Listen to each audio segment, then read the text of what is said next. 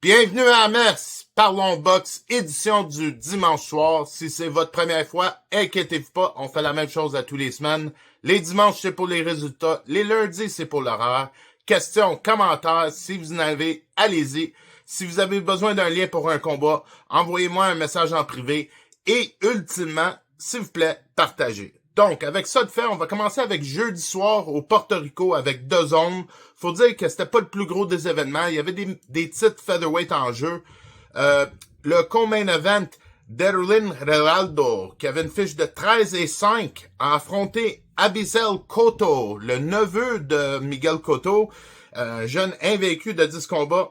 Il a touché le tapis au 3e et au 6e. Ça s'est arrêté avec un KO. Derlin Geraldo est gagnant. Le underdog a eu la victoire avec...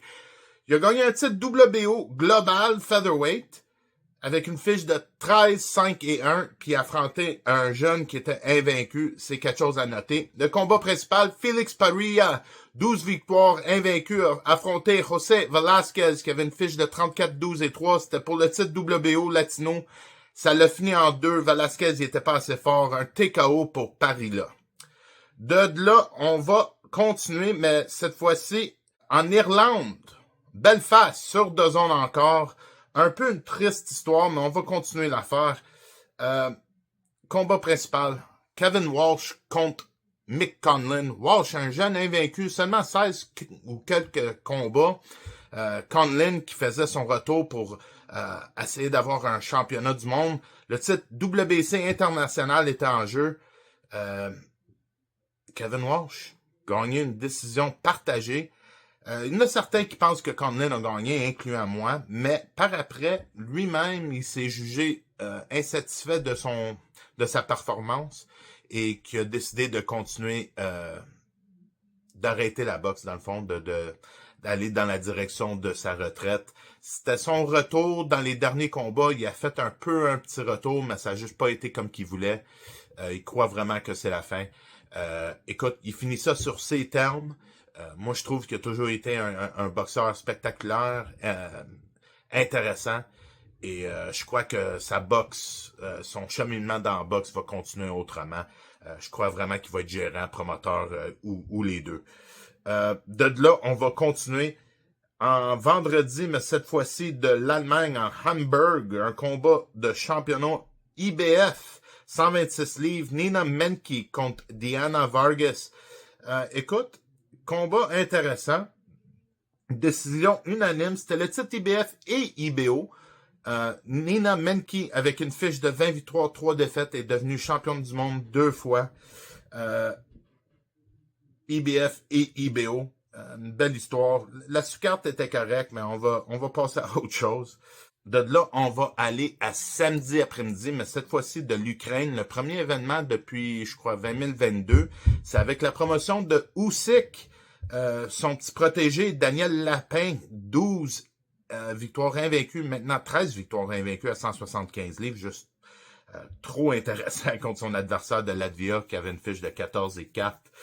Il y a 2-3 jeunes intéressants là-dessus, des anciens champions de médaillés, puis écoute, il y a de la boxe intéressante là-bas, je crois que Usyk, ça va être le bon lien pour l'Ukraine dans le futur. De là, on va aller avec 2 zones encore, avec Matchroom Boxing, cette fois-ci de Londres. Combat principal, George Linder, Tyler Denny. La sous-carte était correcte. C'était une belle après-midi de boxe. Faut dire que le combat principal, toute une guerre. George Linder, il a gagné une décision unanime, mais c'était pas donné. Il a gagné le titre British et Commonwealth contre Tyler Denny. Comme que j'ai dit, vraiment pas donné. Mais un combat intéressant pareil. De là, on va aller à samedi soir encore sur 2 zones, cette fois-ci de Orlando en Floride avec Box Lab et Warriors Promotions, encore Matchroom.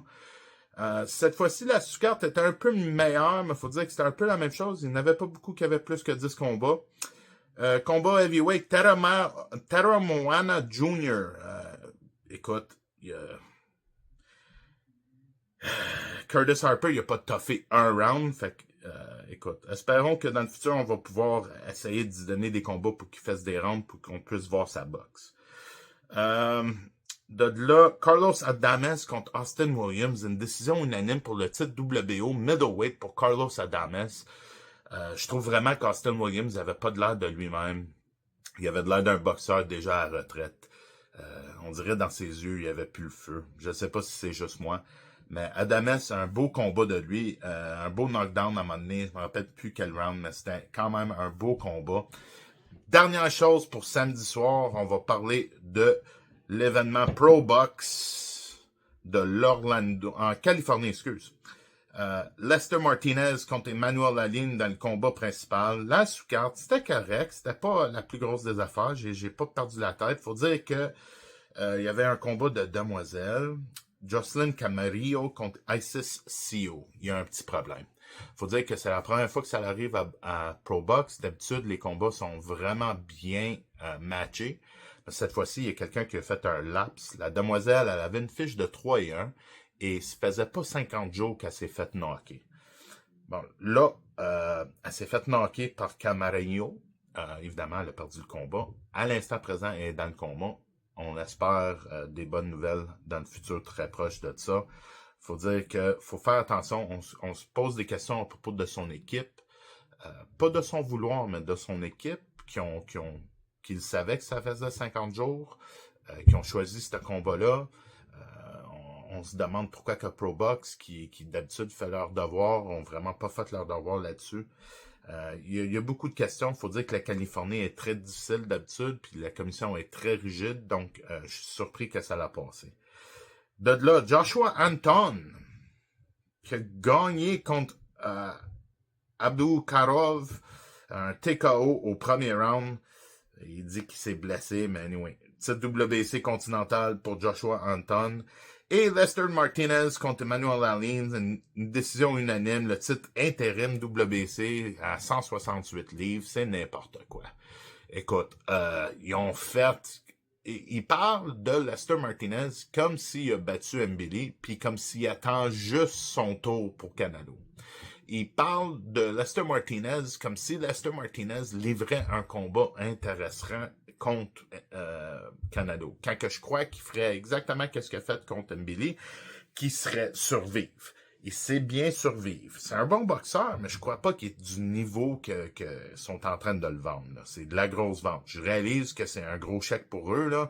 Mais écoute, là, il y a de la vente, puis là, il a essayé de me faire à croire de quoi. Puis là, sa réaction après, puis donner le titre intérim, puis toute la présentation après, puis juste le blabla, ça m'a vraiment enlevé le goût. Écoute, j'ai juste hâte que ça se règle. Lester Martinez, j'y souhaite sa chance contre Christian Mbili. J'aimerais ça que Christian aussi ait la chance de régler l'histoire. Juste le fait qu'ils sont mentionnés dans la même phrase, je suis sûr que ça l'agace. Fait que, dans le futur très proche, espérons que ça se règle. That's it pour moi. Venez me joindre demain soir à la même heure. Je vais avoir l'horaire pour la semaine. Je vais vous laisser avec la même chose que d'habitude. La vie est courte. Soyez gentils avec vous-même et les autres.